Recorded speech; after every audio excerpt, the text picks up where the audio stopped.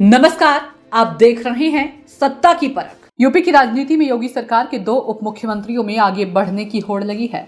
2 deputy CM अपने number बढ़ाने के लिए ऐसे बयान देते हैं जिनका राजनीति से कोई सरोकार भी नहीं है। कभी कभी यूपी के दोनों डिप्टी सीएम अपनी बातों से यूपी सरकार और प्रधानमंत्री नरेंद्र मोदी को भी कटघरे में खड़ा कर देते हैं।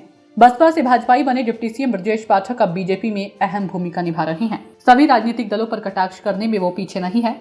ये वही ब्रजेश पाठक हैं जिन्होंने घोसी लोकसभा सीट पर सुहेलदेव भारतीय समाज पार्टी के राष्ट्रीय अध्यक्ष ओम प्रकाश राजभर के उम्मीदवार पुत्र अरविंद राजभर को भाजपा के स्वर्ण जाति के पदाधिकारियों के सामने घुटने के बल बैठाकर माफी मंगवाई। उनका ये वीडियो सोशल मीडिया में खूब सुर्खियां बटोरा। ब्रजेश पाठक शाहजहांपुर में चुनावी सभा में बोले कि सरकार ने सीधे रोजगार से जोड़ने का काम किया। पहले चरण में 8 की 8 सीटें भाजपा जीत रही है। जो लहर पश्चिमी उत्तर प्रदेश की तरफ से चली है, पूर्वांचल तक आते आते प्रदेश में सुनामी में बदलेगी। उत्तर प्रदेश में भाजपा 80 की 80 सीटें जीतेगी। चुनाव में पहले चरण का मतदान होने के बाद भी यूपी में बीजेपी अभी तक अपने पूरे टिकटों का वितरण नहीं कर पाई है, लेकिन डिप्टी सीएम 80 सीट जीतने का दावा कर रहे हैं। अपनी सरकार की उपलब्धियों को गिनाने के बजाय वो ऐसी बातें कहते हैं जिनका राजनीति से कोई मतलब भी नहीं होता। दूसरे कभी यूपी के सीएम पद के दावेदार रहे डिप्टी सीएम केशव प्रसाद मौर्य, जो स्वयं विधानसभा चुनाव हार गए, अपने बड़ बोलेपन के लिए मशहूर हैं। डिप्टी सीएम केशव प्रसाद मौर्य तमाम लोकसभा सीटों पर घूम घूम कर प्रचार कर रहे हैं। समाजवादी पार्टी के शासनकाल की कमियों को उजागर कर रहे हैं। इसके जरिए वे पिछड़ा राजनीति को भी साधने का प्रयास करने से पीछे नहीं रहते। केशव मौर्य कहीं भी सपा और अखिलेश यादव पर वार करने से नहीं चूकते।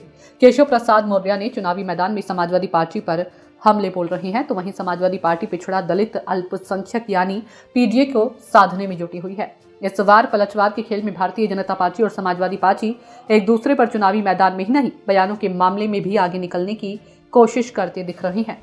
यूपी के डिप्टी सीएम केशव प्रसाद मौर्य ने समाजवादी पार्टी पर बड़ा हमला बोला। उन्होंने कहा कि समाजवादी पार्टी का साइकिल पंचर हो चुका है, अब वह चलने वाला नहीं है। इसके जरिए उन्होंने समाजवादी पार्टी की राजनीति को भी घेरने की कोशिश की। केशव प्रसाद मौर्य के बयान पर सपा के प्रधान राष्ट्रीय महासचिव रामगोपाल यादव का बड़ा पलटवार सामने आया। उन्होंने कहा कि हम केशव प्रसाद मौर्य का ऐसा हाल करेंगे कि वह पंचर बनाने लायक रह जाएंगे। हम उनके सामने ऐसी स्थिति उत्पन्न कर देंगे।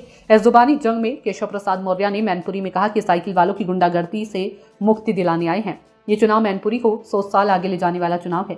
इस बार भाजपा को जिताना जरूरी है। समाजवादी पार्टी की सरकार ने अपने कार्यकाल में खूब गुंडाई कराई।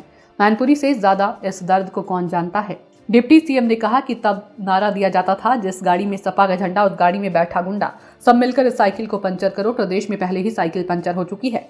उत्तर प्रदेश की राजनीति अधिकांश सीटों पर त्रिकोणीय मुकाबला हो रहा है। भाजपा मिशन 80 के तहत यूपी की सभी सीटों पर जीत के दावे कर रही है। जीत के समीकरण तैयार किए जा रहे हैं। जीत के लिए नेता इस निचले स्तर पर आरोप प्रत्यारोप लगा रहे हैं जो मतदाताओं की समझ से परे है। लेकिन यूपी के दोनों डिप्टी सीएम भाजपा में अपने वजूद को बढ़ाने के लिए कोई भी बात कह देते हैं जिसका राजनीति से कोई लेना देना भी नहीं है। सत्ता की परख के लिए अवधेश कुमार सिंह की रिपोर्ट।